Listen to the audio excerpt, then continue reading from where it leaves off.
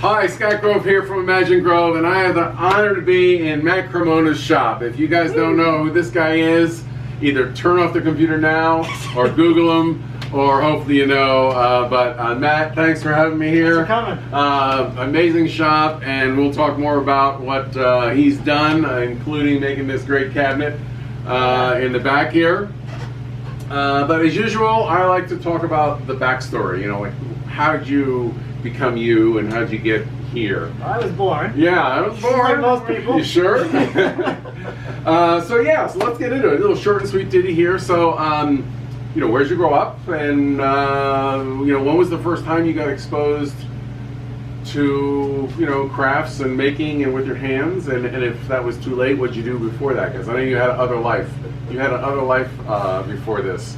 I did, yeah. Yeah. I was born in Toronto. Okay. I lived there for 12 years. Oh, okay. The first 12 years of my life. Okay. My family moved out to the country when I was like 2. Right. So I grew up like kind of like outdoors, climbing trees, building tree houses, and splitting firewood, that kind of stuff. Sure. So like I wasn't exposed to like woodworking or anything like that back then. Right. But we used to have log trucks bring the whole stack of logs, and my dad would be out there with the chainsaw, cutting up into firewood length, splitting it all by hand. Oh man! Every year. Oh so I grew up every year stacking firewood. Still have all your toes and fingers? I did. I did get hit in the head with a wedge. I think I was like 5 or something like that. But it was I don't remember. But that was like outdoor. My childhood was a lot of outdoors. And lumberjack, nature and stuff. Good. Same here. Yeah, that's cool. Wonderful. And then we moved to Kenosha, Wisconsin. Kenosha. And that was more like suburb life. Okay. So I kind of went from having this great outdoor thing to not having that anymore. Sure. And teenager.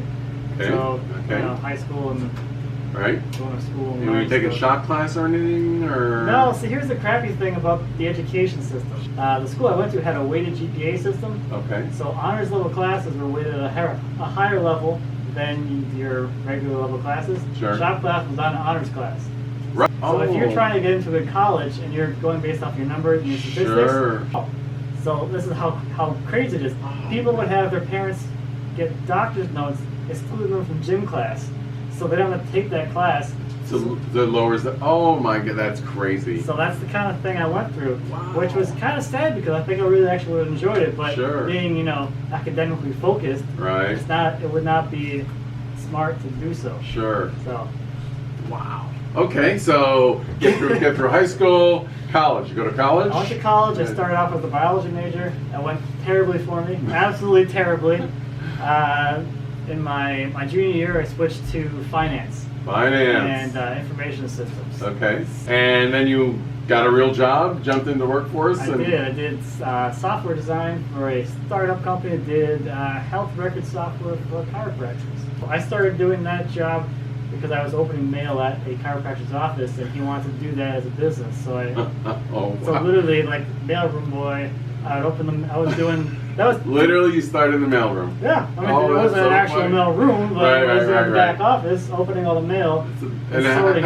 How long did How long did you do that for? I started opening mail in 2008. So that's the great part. I got that job because Lindsay, who was my girlfriend then, she's like, "You got to get a job." So she sent my resume into this random ad in the newspaper. It was like part-time, was like had no description of what it was. Right. It was a mailroom boy. No. Part-time work, I don't know, like 10 to 15 hours a week, and that's like it. There's nothing about it. And you come home, honey, I got a job. What are you doing?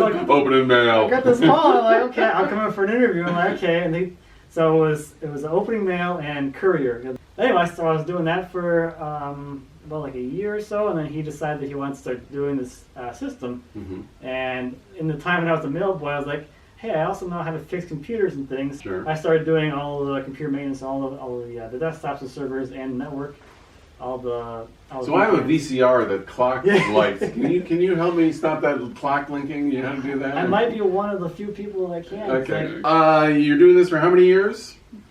So I did the systems thing until 2014, and then I got laid off because it just didn't take off as well as we hoped. Sure. So kind of cut back to nothing. I got laid off, and I was doing the YouTube videos for about a year before that, just for fun. Back up. Yeah. So at this time, when you're doing the computer thing and mail, Were you making stuff with your hands? And Yeah, did you do any woodworking then? I started woodworking around the same time as I got that mailroom job. Okay, and you're just in the basement, Yep. you know, closet carver, or I started in the driveway, and then I went to the one-car garage, and then it became wintertime, and I took over the basement. And what kind of projects were you doing in the very beginning? Like, what drew you back? You were like, oh, this mail's killing me. I got to get back to my roots. I started off because Lindsay and I went to IKEA, and she saw like this basket holder thing that she wanted. I'm like, I could probably make something like that. I can do that. Yeah, not that I had ever done anything like that, but I had watched my dad do like home improvement. Sure. In my childhood, so I'm like, how hard would that be?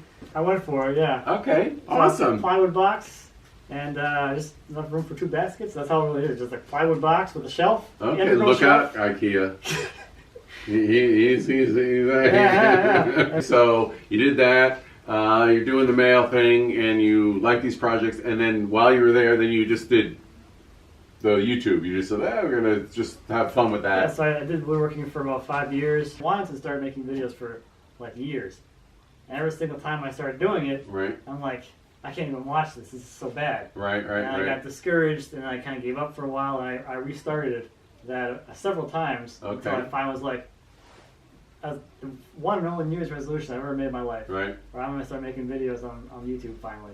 Right. And I started doing them. I did my shop update. I started with that. I did nothing but that. I did it every single week. Every week you're making, IKEA knockoffs or whatever. Whatever it was I was working on that week. Okay. And I started, doing a shop update. Just all I do is like sit here and just talk about what I did that week in the shop. Okay. How hard could that be? Right. Very hard. Apparently. Very hard. The talking is the easy part. It's all behind the scenes, the editing. The talking was difficult. I couldn't have a conversation with myself looking at a camera. That didn't make any sense to me. I don't know why. Like, it can't be that hard to talk about what you did that week. But I started talking, I would stutter, I would stop, I would restart. I had the same experience. It's like when the camera's on, I make more mistakes when the camera's on than when the camera's not on. And then, like, that's why it was so hard for me to get started every single time. It's like, this shouldn't be that difficult. I'm so frustrated with it. But I started doing it. I did it every single week. I told no one about it. Really? Oh, and were you were just making them, or were you posting? I posted them. Oh, they're still out there. They're still there, but you weren't telling anybody. I told no one about them, and then they started getting views. I'm like, oh, they like me. It's like you would see, like, when you post it, you watch it yourself, whatever, the view count, and then you come back. Wait, I looked at it 6 times, and there's 7 views. Yeah, I'm like, somebody else somehow found this video and I watched it. Right. Okay. And then I started getting subscribers, and then. My cousin was Googling me about like the cutting boards I was making, and he saw my videos on YouTube. Right. And he called my mom, and he was like, "Hey, I saw these videos that your son's making," and she's like, "He doesn't make videos." I think I would know. Right. Right now, and then he sent her the link, and she was watching. My cousin found it first, and he told my mom, which found it second. And then that was the weekend that 20 subscribers, all family. No, it's like. And we were going to my parents' house that weekend. Right. So I got to tell my wife about this now because she's gonna find out. Oh, Lindsay didn't even. No. Oh my God! What did she think you were doing down in the basement, talking to yourself? I did it after work because I work from home. Right. So I had a couple hours before she got home every night. So I always do it then. And she didn't know about it. And then that was a huge. You had to fess up. That was a big argument in the car ride on the way down. Like, it's a 6-hour drive to my parents' place. Right. I told her like hour 5. Yeah.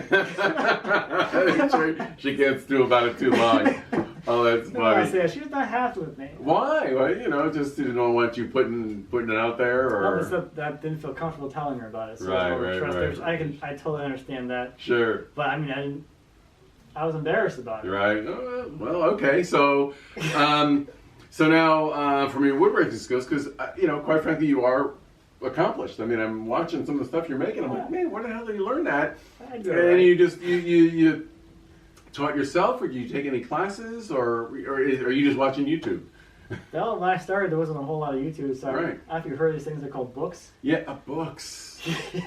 Books. Books. Yeah, there's that one.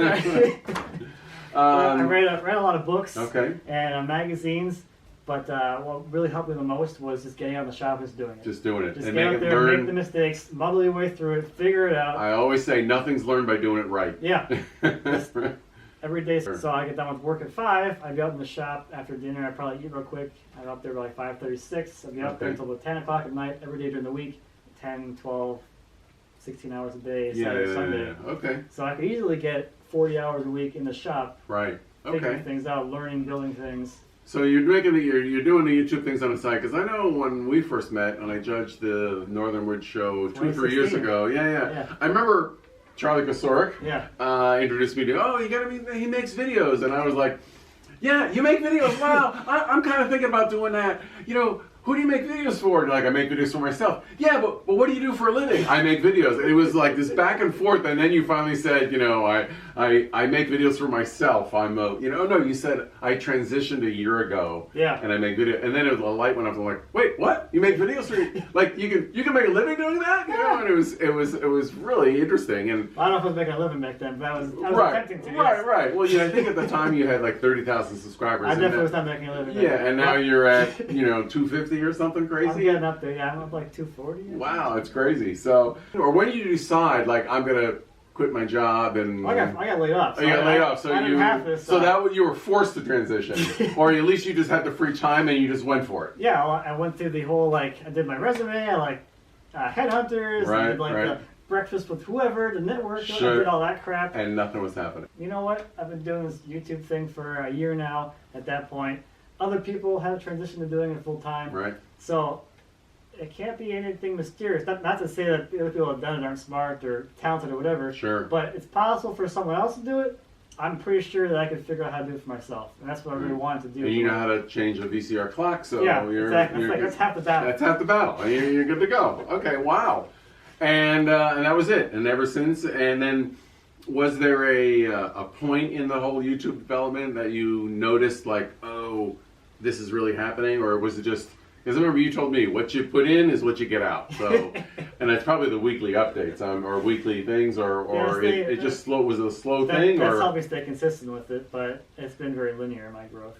Right. Which is fine. Because I think it was, for me, it was when you were making that crazy bandsaw. I mean, if you don't know the bandsaw or the mill. That's one of the things I guess took off in a sense, but like my growth didn't take off, but I became more well known for. I got pigeonholed to that. Right. Yeah. That's the guy. Yeah, that's the guy. So now I'm the bandsaw mill guy now. Yeah. So Christmas Eve we can watch you cutting wood. Yeah. Cutting wood with some eggnog, and that's watch that for hours. Yeah. I think that's probably like when people started really taking notice. Okay, great. So right now, who are your sponsors? You're now been picked up by some sponsors. People, send you free tools and pay you some money, hopefully a little bit on the side. And... Yeah, like my major sponsor right now is Trident. They've been with me for almost 3 years, okay. which has been a really, really good relationship. They're really good to work with. Right. Lincoln Electric, I'm working with them. I worked with SawStop for a while as well. I've done Case Knives, and I'm doing something with Wagner meters, the moisture meters. Oh, okay, sure. I'm coming up too. I'm sure I'm forgetting somebody. I'm sorry. And you also do plans too, don't you? Because now you do projects, and then you draw the plans up, and people can access them if they want to make one of these. Yeah, it's like class based, so it's all online video based classes. So they're instructional, step by step, how to build it kind of thing, along with because. Plans are great, but unless you actually know what's going on, then we need someone explaining what's going on. But you get written plans and you get the diagrams, the cut lists, and all that stuff, and then you get the actual videos that walk you step by step of how to actually build this thing. So this is 18 videos to build that thing. How many hours of this is 36? This is a mini series. It is, yeah. It's I think it's like 6 hours. Okay, so that's good. Most videos are like 20 to 30 minutes long. Okay, so you have chapters. This is nothing compared to how to build a highboy. Yeah, the highboy that was 36 videos, 11 and a half hours of finished footage. And where can they find those? On your website? That's at thewoodworksburgguild.com. Okay, great. And your site is? mattcremona.com. All right, and that's social media and... You can find me there under that name. That's it. Just type that name, it'll show up everywhere. Well, great. Really interesting story. I just so amazing. I hope so. Great. Well, thanks again. Oh, and so here's the shameless plug. So there's the book. There's a book on. Bring your other one. You have that other one, don't you? The video book. Yeah, but for this video. Oh, for the video. No, I didn't. I thought you would have a copy of it. Oh, I forgot to bring it out. I'm back. Hold the presses. Oh yeah, cut the part out. That's what editing's about. No way. Don't worry about it. I'll do this. And there you go, and the books. And this one too, which we don't have a copy of. More swag and the beanie. Yay! Okay, well, again, thanks for having me here. Oh yeah, that works for you. Well, I used to have a bigger head of hair, right? I'm thinking he's not going to stuff all that in there. It's finally spring here, you know. I gotta take advantage of any kind of warm weather. Exactly. So check out the links below, and I'll have links to Matt's site. So thanks again for watching. Appreciate you having here. Great story, and see you again. Thanks. Thanks.